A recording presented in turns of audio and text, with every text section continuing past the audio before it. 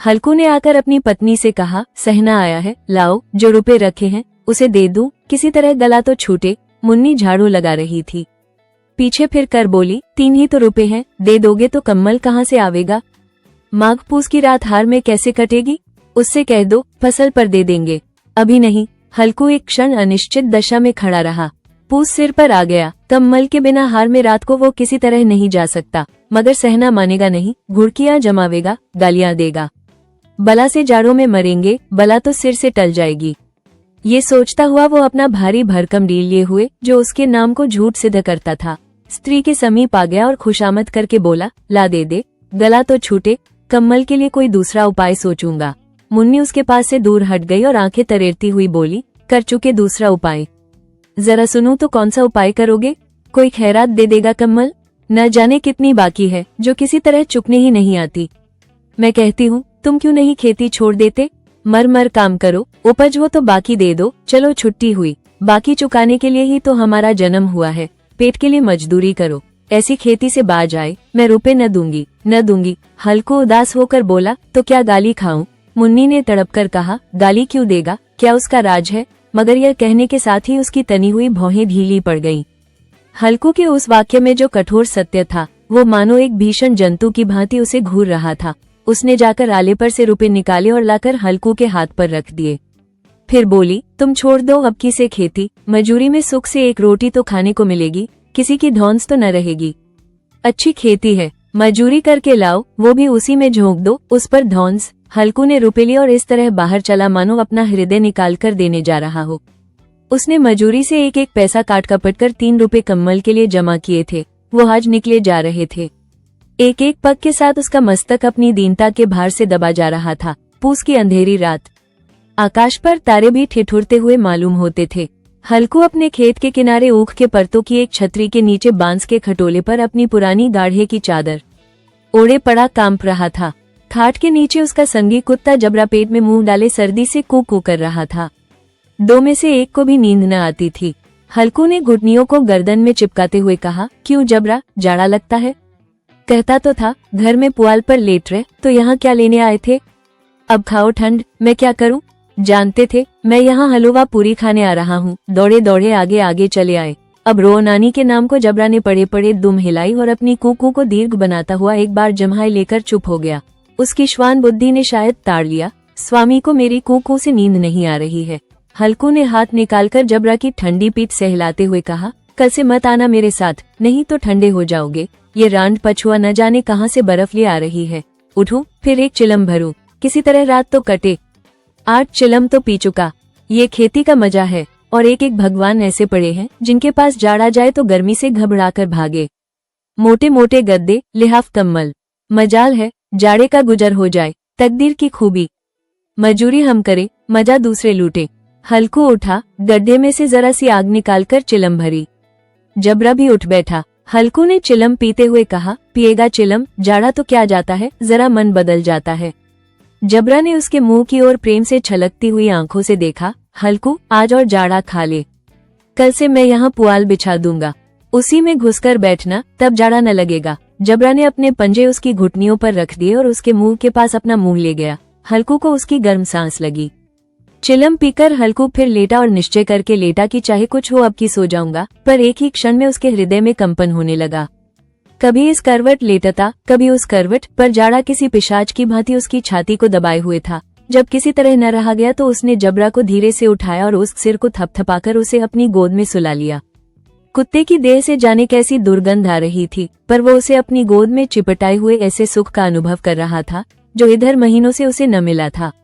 जबरा शायद ये समझ रहा था कि स्वर्ग यही है, और हल्कू की पवित्र आत्मा में तो उस कुत्ते के प्रति घृणा की गंध तक न थी। अपने किसी अभिन्न मित्र या भाई को भी वो इतनी ही तत्परता से गले लगाता। वो अपनी दीनता से आहत न था जिसने आज उसे इस दशा को पहुंचा दिया। नहीं, इस अनोखी मैत्री ने जैसे उसकी आत्मा के सब द्वार खोल दिए थे और उनका एक अणु प्रकाश से चमक रहा था। सहसा जबरा ने किसी जानवर की आहट पाई।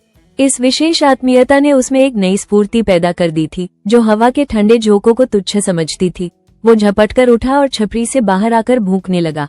हल्कू ने उसे कई बार चुमकार कर बुलाया, पर वो उसके पास न आया। हार में चारों तरफ दौड़ दौड़ कर भूंकता रहा। एक क्षण के लिए आ भी जाता तो तुरंत ही फिर दौड़ता। कर्तव्य उसके हृदय में अरमान की भांति ही उछल रहा था। 1 घंटा और गुजर गया। रात ने शीत को हवा से धधकाना शुरू किया। हल्कू उठ बैठा और दोनों घुटनों को छाती से मिलाकर सिर को उसमें छिपा लिया। फिर भी ठंड कम न हुई। ऐसा जान पड़ता था सारा रक्त जम गया है, धमनियों में रक्त की जगह हिम बह रहा है। उसने झुककर आकाश की ओर देखा। अभी कितनी रात बाकी है? सप्तर्षि अभी आकाश में आधे भी नहीं चढ़े। ऊपर आ जाएंगे तब कहीं सवेरा होगा। अभी पहर से ऊपर रात है। हल्कू के खेत से कोई 1 गोली के टप्पे पर आमों का एक बाग था। पतझड़ शुरू हो गई थी। बाग में पत्तियों को ढेर लगा हुआ था। हल्कू ने सोचा चलकर पत्तियां बटोरूं और उन्हें जलाकर खूब तापूं। रात को कोई मुझे पत्तियां बटोरते देख तो समझे कोई भूत है, कौन जाने कोई जानवर ही छिपा बैठा हो। मगर अब तो बैठे नहीं रहा जाता। उसने पास के अरहर के खेत में जाकर कई पौधे उखाड़ लिए और उनका एक झाड़ू बनाकर हाथ में सुलगता हुआ उपला लिए बगीचे की तरफ चला। जबरा ने उसे आते देखा तो पास आया और दुम हिलाने लगा। हल्कू ने कहा, अब तो नहीं रहा जाता जबरू, चलो बगीचे में पत्तियां बटोर कर तापे, टांठे हो जाएंगे तो फिर आकर सोएंगे। अभी तो बहुत रात है। जबरा ने कूं कूं करके सहमति प्रकट की और आगे आगे बगीचे की ओर चला। बगीचे में खूब अंधेरा छाया हुआ था और अंधकार में निर्दय पवन पत्तियों को कुचलता हुआ चला जाता था। वृक्षों से ओस की बूंदें टप टप नीचे टपक रही थी। एकाएक एक झोंका मेहंदी के फूलों की खुशबू लिए हुए आया। हल्कू ने कहा, कैसी अच्छी महक आई जबरू, तुम्हारी नाक में भी तो सुगंध आ रही है। जबरा को कहीं जमीन पर एक हड्डी पड़ी मिल गई थी। उसे चिंचोड़ रहा था। हल्कू ने आग जमीन पर रख दी और पत्तियां बटोरने लगा। जरा देर में पत्तियों का ढेर लग गया। हाथ ठिठुरे जाते थे, नंगे पांव गले जाते थे और वो पत्तियों का पहाड़ खड़ा कर रहा था। इसी अलाव में वो ठंड को जलाकर भस्म कर देगा। थोड़ी देर में अलाव जल उठा। उसकी लौ ऊपर वाले वृक्ष की पत्तियों को छू छू कर भागने लगी। उस अस्थिर प्रकाश में बगीचे के विशाल वृक्ष ऐसे मालूम होते थे मानो उस अथाह अंधकार को अपने सिरों पर संभाले हुए हो। अंधकार के उस अनंत सागर में यह प्रकाश एक नौक के समान हिलता मचलता हुआ जान पड़ता था। हल्कू अलाव के सामने बैठा आग ताप रहा था। एक क्षण में उसने दोहर उताकर बगल में दबा ली, दोनों पांव फैला दिए मानो ठंड को ललकार रहा हो। तेरे जी में जो आए सोकर। ठंड की असीम शक्ति पर विजय पाकर वो विजय गर्व को हृदय में छिपा न सकता था। उसने जबरा से कहा, क्यों जब्बर, अब ठंड नहीं लग रही है? जब्बर ने कूं कूं करके मानो कहा, अब क्या ठंड लगती ही रहेगी? पहले से यह उपाय न सूझा? नहीं, इतनी ठंड क्यों खाते? जब्बर ने पूंछ हिलाई। अच्छा आओ, इस अलाव को कूदकर पार करें, देखे कौन निकल जाता है। अगर जल गए बच्चा तो मैं दवा न करूंगा। जब्बर ने उस अग्निराशि की ओर कातर नेत्रों से देखा। मुन्नी से कल न कह देना, नहीं तो लड़ाई करेगी। ये कहता हुआ वो उछला और उस अलाव के ऊपर से साफ निकल गया। पैरों में जरा लपट लगी पर वो कोई बात न थी। जबरा आग के गिर्द घूमकर उसके पास आ खड़ा हुआ। हल्कू ने कहा, चलो चलो, इसकी सही नहीं, ऊपर से कूद कर आओ। वो फिर कूदा और अलाव के इस पार आ गया। पत्तियां जल चुकी थीं। बगीचे में फिर अंधेरा छा गया था। राख के नीचे कुछ कुछ आग बाकी थी जो हवा का झोंका आ जाने पर जरा जाग उठती थी, पर एक क्षण में फिर आंखें बंद कर लेती थी। हल्कू ने फिर चादर ओढ़ ली और गर्म राख के पास बैठा हुआ एक गीत गुनगुनाने लगा। उसके बदन में गर्मी आ गई थी, पर ज्यों-ज्यों शीत बढ़ती जाती थी उसे आलस्य दबाए लेता था। जबरा जोर से भूंक कर खेत की ओर भागा। हल्कू को ऐसा मालूम हुआ कि जानवरों का एक झुंड खेत में आया है। शायद नीलगायों का झुंड था। उनके कूदने दौड़ने की आवाजें साफ कान में आ रही थी। फिर ऐसा मालूम हुआ कि खेत में चर रही हैं। उनके चबाने की आवाज चर चर सुनाई देने लगी। उसने दिल में कहा, नहीं, जबरा के होते कोई जानवर खेत में नहीं आ सकता, नोच ही डाले। मुझे भ्रम हो रहा है। कहाँ, अब तो कुछ नहीं सुनाई देता। मुझे भी कैसा धोखा हुआ। उसने जोर से आवाज लगाई, जबरा जबरा। जबरा भूंकता रहा, उसके पास न आया। फिर खेत के चले जाने की आहट मिली।